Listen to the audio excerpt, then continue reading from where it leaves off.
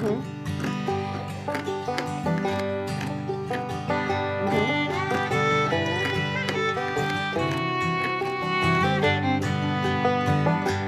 Today we are going to Jen Ellis's home in Essex Junction. Jen was a second grade teacher and part-time mitten maker back in 2021 when her life changed on Inauguration Day. A photo of Senator Bernie Sanders wearing her mittens became a viral meme. Jen chronicled this unique experience in a new book, Bernie's Mitten Maker. And people find out that I made Bernie's mittens. They're like, "You're the mitten maker? I feel like I'm sitting next to someone famous." And I'm like, "You do?"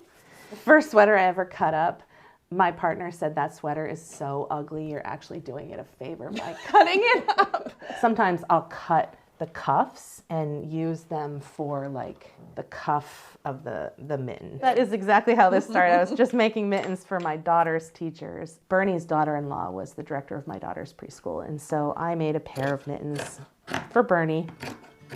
So let's get the timeline straight. Jen gave the mittens to Bernie in 2016. What you may not know is that in January of 2020, Bernie and his mittens went mini viral on Twitter.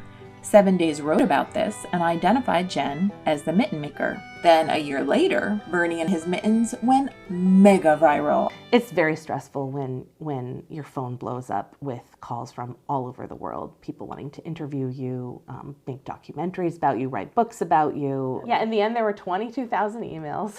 So in those late nights when my mind was just spinning, I sat down and started writing.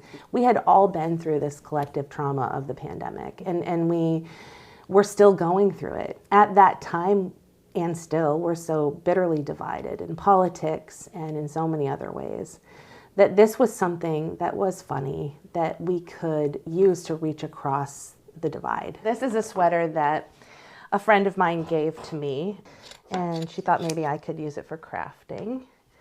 She doesn't know this, but I'm actually going to make her a pair of mittens and mail them to her. I mean, I don't know if there are any other books that talk about how to handle sudden internet fame. I don't think this is a how-to book. This is just a what I did book. I make mittens now mostly for nonprofits to donate so that they can raise money.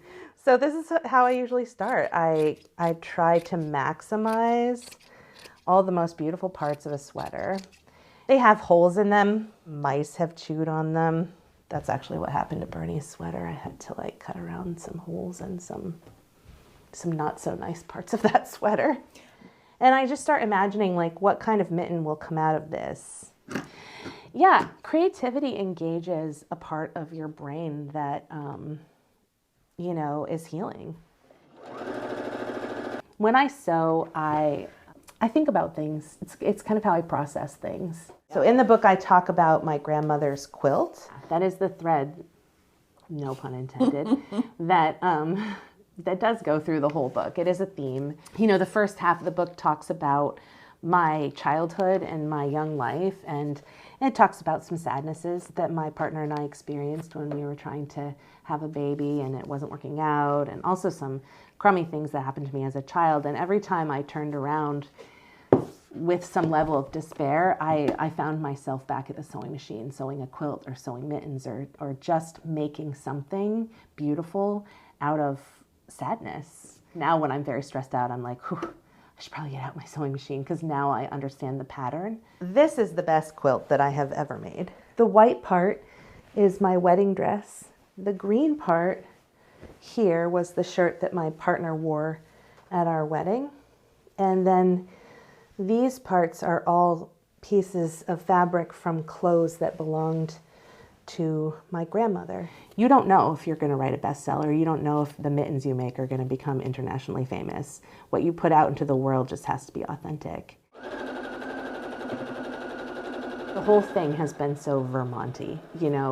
Darn Tough made a sock which sold out overnight. They called it the Generosity sock, which I thought was kind of funny. And then I partnered with the Vermont Teddy Bear Company, and now people can get them. So they created 10 new jobs to make the mittens. So a percentage of every sale from the Vermont Teddy Bear mittens goes to Outright Vermont. I really felt like if anybody was going to make money from this, it needed to be shared with nonprofits. I have never met Bernie, but he called me after the inauguration, a call which I write about in the book, in a total fangirl, like, I can't believe I'm talking to Bernie on the phone. Yeah, so one of the really unexpected things that came out of this is that people sent me fan mail, which, I mean, who would think? And a lot of people sent me original art, a painting that was sent to me by Juliana Harris. Somebody put my book on earrings. This is a nightlight.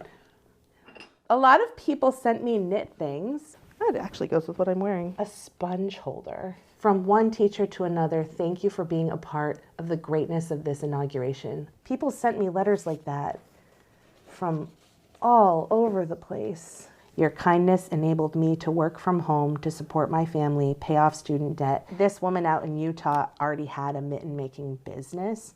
And when this happened, she was flooded with orders. And so she called in all of these folks from all over the United States, mostly women. You know, you just never know what impact you'll have. Danny's going to be a therapy dog. A lot of the book is about teaching. I was a teacher for 17 years. One of the things that happened as a result of this, sudden internet fame is I began to really take a good look at my own life. Mental health is something folks are really struggling with. It's something that I have struggled with. And so I made the decision to switch careers, and now I'm pursuing a career as a therapist. My partner said it best, and I think I quoted her in the book. It's never too late to have a second act in life. Jen Ellis's book, Bernie's Mitten Maker, launches on May 2nd at Phoenix Books in Burlington. And we will get stuck in Vermont with you again real soon. Do you like my mittens? I knit these. Everything's better with a pocket. So you should embroider that. That's like an adage for the ages. Put a bird on it. Mm-hmm. Put a pocket in it. Everything is better with a pocket. It's true. The artist formerly known. The mitten maker artist formerly known as Jen.